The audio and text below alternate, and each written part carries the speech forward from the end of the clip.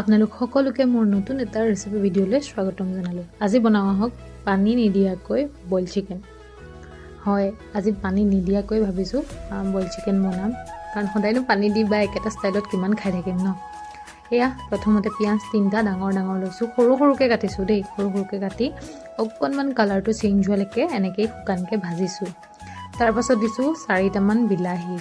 আচলতে কি হয় জানেনে, পিঁয়াজ আৰু বিলাহীৰ যিটো পানী ওলাই, সেই পানীটোতে মাংসটো যেতিয়া সিজে তেতিয়া খাবলৈ বহুত বেছি ধুনীয়া হয়।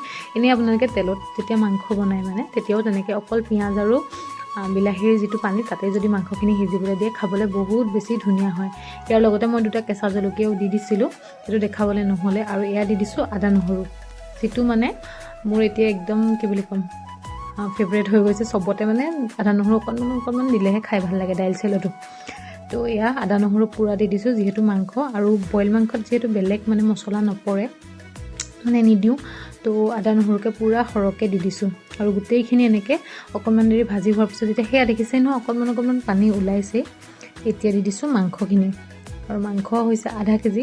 তো জোখটোতো আপোনালোকে গম পাইছেই কিমান দিছোঁ। আৰু এতিয়া গোটেইখিনি ধুনীয়াকৈ এনেকৈ মিক্স কৰি ল'ম। আৰু লগতে আলুও দি দিছোঁ, কাৰণ সিজোতেতো বেছি টাইম নালাগেই। আৰু এনেও বইল মাংস বনাওঁতে আচলতে বেছি টাইম নালাগেই, যিটো ফ্ৰাই হয় সেইটো বনাওঁতেহে অকণমান টাইম লাগে। বইল মাংস বনাওঁতে আচলতে বেছি টাইম নালাগেই। কুকাৰত দিলেতো হুইচেল 4-5টা দিলে হৈয়ে যায়, কিন্তু যিহেতু কেৰাহীত বনাইছোঁ সেয়েহে গোটেইবোৰ একেলগে দি দিছোঁ। আৰু পানী অকণমানো এড কৰা নাই, দেখিছেই নহয়, মই ভালকৈ দেখাই দিছোঁ। পানী অকণমানো এড কৰা নাই। আৰু এনেকৈ ঢাকি 5-10 মিনিটমানৰ মূৰে খুলি চেক কৰি থাকিম মাংসটো সিজিছেনে নাই সিজা।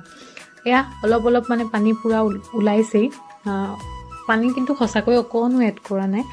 আপোনালোকেও এড নকৰাকৈ খাই চাব, টেষ্টটো বহুত বেছি ভাল আহে। আৰু এয়া পানী অকণো এড কৰাই নাই, আৰু পানীটো ওলাইছেই। পিঁয়াজ আৰু বিলাহীৰ পৰা যথেষ্ট পানী ওলাইছেই, আৰু সেই পানীখিনিতে ধুনীয়াকৈ সিজি যাব মাংসখিনি। আৰু এয়া এতিয়া দি দিম মেইন বস্তুটো, বইল মাংসৰ মেইন বস্তুটো বুলি ক'বলৈ হ'লে এইটোৱে, খৰিচাও পূৰা জোখমতে দি দিম। আৰু স্মেলটো যে কি ধুনীয়া আহে যেতিয়া খৰিচাকণ দি অকণমান সিজি যায়, কি ক'ম, তেতিয়াই খাই থাকোঁ লাগি যায়।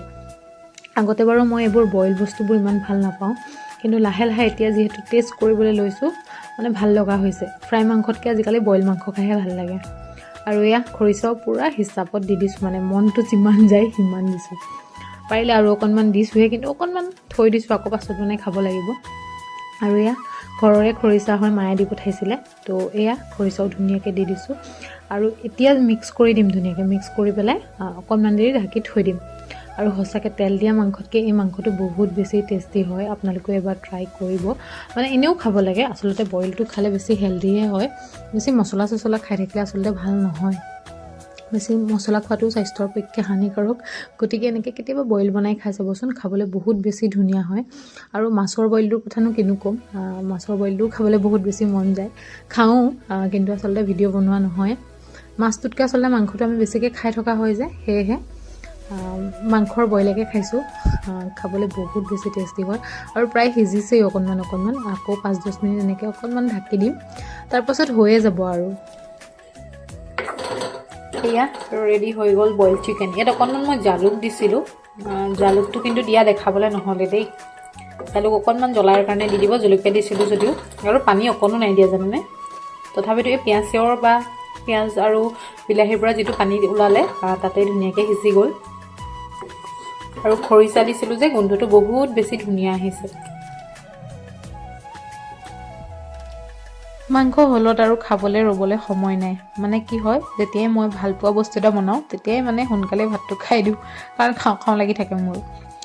যি কি নহওক, এইটোৱে ৰেচিপি আছিলে। একদম হেল্ডি ৱেত বনাইছোঁ। আপোনালোকেও এনেকৈ এবাৰ ট্ৰাই কৰিব। যিসকলে বইল খাই ভাল পায় তেওঁলোকে ভালেই পাব, বহুত বেছি টেষ্টি হয়। মা মছলা দিয়ে খাবলৈ মনেই নাযাব এনেকৈ খালে। আৰু সেয়াই, আৰু আজিৰ ভিডিঅ'টো ইমানেই। আশা কৰোঁ আপোনালোকে ভিডিঅ'টো চাই ভাল পালে। এতিয়া মই ভিডিঅ'বোৰ ফাৰ্ষ্টতে ইউটিউবত দিওঁ, তাৰপাছতহে মই ফেচবুকত শ্বেয়াৰ কৰোঁ। গতিকে যিসকলে চাব বিচাৰে তেতিয়া ইউটিউবত ছাবস্ক্ৰাইব কৰি দিব, আৰু যিসকলে ফেচবুকত চায় তেওঁলোকে ফেচবুকত ফ'ল' কৰি দিব। তেনেহ'লে আজিৰ ভিডিঅ'টো ইমানতে সামৰি দিছোঁ। আজিলৈ আহিছোঁ। আপোনালোক সকলো ভালে থাকক আৰু মোৰ ভিডিঅ'বোৰ চাই থাকক, লগতে ৰেচিপিবোৰ ট্ৰাই কৰি থাকিব, আৰু কেনেকুৱা পাই মোক জনাবলৈ নাপাহৰিব। তেনেহ'লে আজিলৈ আহিছোঁ। বাই।